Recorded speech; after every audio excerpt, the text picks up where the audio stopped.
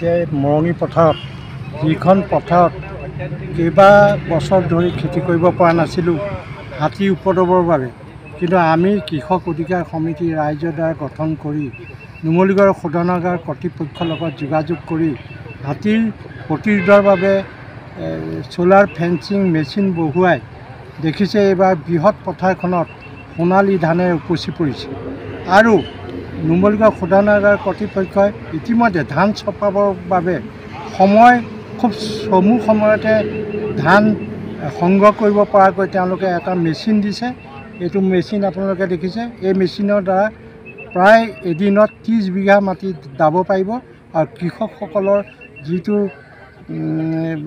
কষ্ট হয় বা যিখিনি খৰচ হয় তাতকৈ আধা সংখ্যক কমি যাব। তাৰ উপৰিও তেখেতসকলে আমাক ট্ৰেক্টৰ দিলে, যি ট্ৰেক্টৰৰ দ্বাৰা ইয়াত গোটেই পথাৰখনত ৰাইজে কম মূল্যত হাল বোৱাব পাৰিলে আমাৰ কৃষক অধিকাৰ সমিতিৰ যোগেদি। তাৰ উপৰিও এতিয়া পথাৰৰ মাজত কেইবাটাও টঙিঘৰ সাজি দিছে। সেই টঙিঘৰ ৰাইজ থাকিব পাৰিব আৰু যিসকলে তাত ডিউটি কৰিব তেওঁলোককো নুমলীগড় শোধনাগাৰ কৰ্তৃপক্ষই কিছু আৰ্থিকভাৱে ধন দিব, যাৰ কাৰণে তেওঁলোকে তাত নামিবৰ কাৰণে ডিউটি কৰ্তব্য কৰিবৰ কাৰণে তেওঁলোকে এটা সকাহ পাব।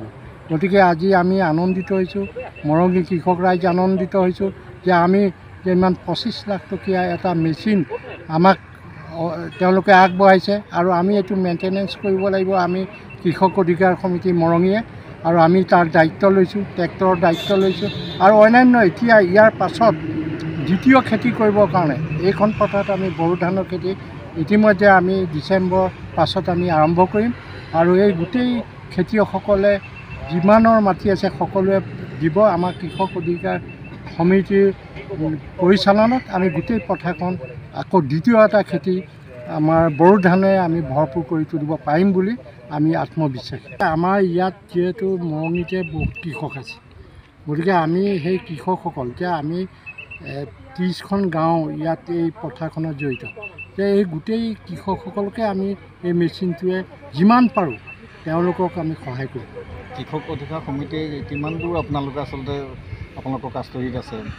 আমাৰ প্ৰায় এতিয়া সম্পূৰ্ণ শালি ধানত 4,000 বিঘা আৰু বাম খেতি ৰঙালাও, সৰিয়হ, মটৰ আদি খেতি আমাৰ নেতৃত্বত প্ৰায় 2,000 বিঘা মাটি খেতিত কৃষকে ইতিমধ্যে শস্য সিঁচিছে। আপোনাৰ ডেজিগনেশ্যনটো, আপোনাৰ নামটো? মই অনিল শইকীয়া, কৃষক অধিকাৰ সমিতি মৰঙী, মই সভাপতি। মৰঙী আপোনাৰ জিলা পৰ্যায়তো কমিটি আছে নে? মৰঙীতে নাই, মৰঙী এখন আমাৰ স্বতন্ত্ৰীয়া ষ্টাৰ্ট কৰিছে আমি। ইয়াৰ প্ৰসাৰ হয়তো অদূৰ ভৱিষ্যত হ'ব, কিন্তু আমাৰ এতিয়া বহুত দূৰ দূৰণিৰ পৰা আমাৰ কাম কাজ তেওঁলোকে পচন্দ কৰি আমাৰ লগত যোগাযোগ কৰিছে। সেই আমাৰ পৰিসৰ নপৰে যদিও আমি কিছু লোকক আমি এডভাইচ দিছোঁ যাতে নুমলীগড় শোধনাগাৰৰ লগত সহযোগ কৰি আপোনালোকেও এনেদৰে যাতে সুবিধা লাভ কৰিব পাৰে তাৰ কাৰণে আমি পৰামৰ্শ দিছোঁ। ধন্যবাদ।